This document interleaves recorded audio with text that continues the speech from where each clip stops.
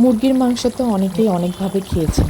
এইভাবে একবার রান্না করে খেয়ে দেখুন, মুখে স্বাদ লেগে থাকবে। তাছাড়া আজকের রান্নাটা আমি সম্পূর্ণই পেঁয়াজ ছাড়া রান্না করেছি। সবাইকে আসসালামু আলাইকুম, কেমন আছেন সবাই? আশা করছি যে যেখান থেকে বসে আজকের আমার এই ভিডিওটি দেখছেন সবাই অনেক ভালো আছেন। আলহামদুলিল্লাহ, আমি অনেক ভালো আছি। তাহলে চলুন কথা না বাড়িয়ে ভিডিওর মূল পর্বে ফিরে যাই। আমি এখানে একটা প্যান বসিয়ে দিয়ে তাতে পরিমাণ মতো তেল দিয়ে দিয়েছি। এখন তেল হালকা কুসুম গরম হয়ে আসলে আমি এতে মুরগির মাংস দিয়ে দিচ্ছি। আমি এখানে 1 কেজি মাংস নিয়েছি, সম্পূর্ণ মাংসটাই নিয়েছি, কোনো কিছু বাদ দেইনি। একটু নেড়েচেড়ে তেল মাংস একসাথে মিশিয়ে এখন আমি এতে অ্যাড করে দিচ্ছি হাফ চামচ পরিমাণ লবণ। তবে লবণের পরিমাণটা আপনারা প্রথমেই কম দিবেন, তাতে মাংসে লবণ কম হলে পরবর্তী সময় বাড়িয়ে দেওয়া যাবে, কিন্তু একবার বাড়তি হয়ে গেলে তা কমাতে ঝামেলা হয়। এখন আমি অ্যাড করে দিচ্ছি হাফ কেজি পরিমাণ টমেটো। আজকের এই রান্নাতে টমেটোটা একটু বেশি লাগবে, তবে অনেকেই চিন্তা করতে পারেন যে টমেটো দেওয়ার কারণে মাংসটা টক লাগতে পারে। তেমন কোনো সমস্যাই হবে না ইনশাআল্লাহ। এখন আমি অ্যাড করে দিয়েছি 7-8টা কাঁচামরিচ। অ্যাড করে দিচ্ছি 1 টেবিল চামচ আদা বাটা, 1 টেবিল চামচ রসুন বাটা, স্বাদ মতো মরিচ গুঁড়া। অ্যাড করে দিচ্ছি 1 টেবিল চামচ ভাজা জিরার গুঁড়া, 1 টেবিল চামচ ধনিয়া গুঁড়া, গরম মশলা গুঁড়া দিব হাফ চা চামচ এবং হাফ চা চামচ দিব গোলমরিচের গুঁড়া। এখন আমি সম্পূর্ণ উপাদানগুলো ভালোভাবে নেড়েচেড়ে মাংসের সাথে মিশিয়ে দিব। অনেকেই তো মুরগির মাংস অনেকভাবে রান্না করে খেয়েছেন। আজকে আমি যেভাবে রান্না করেছি এইভাবে একবার রান্না করে খেয়ে দেখুন, মুখে স্বাদ লেগে থাকবে আর অন্য কোনো কিছু খেতেই ভালো লাগবে না। আমি সামান্য হলুদের গুঁড়া অ্যাড করে দিয়েছি। হলুদের গুঁড়াটা অপশনাল, আপনাদের ভালো লাগলে দিতে পারেন, না হয় বাদ দিতে পারেন।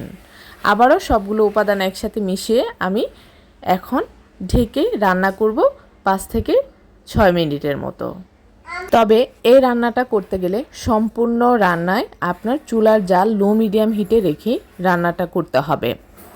এখন আমি অ্যাড করে দিচ্ছি কয়েকটা আস্ত রসুন, আর এই আস্ত রসুন দেওয়ার ফলে মাংসের স্বাদটা দ্বিগুণ হারে বেড়ে যাবে।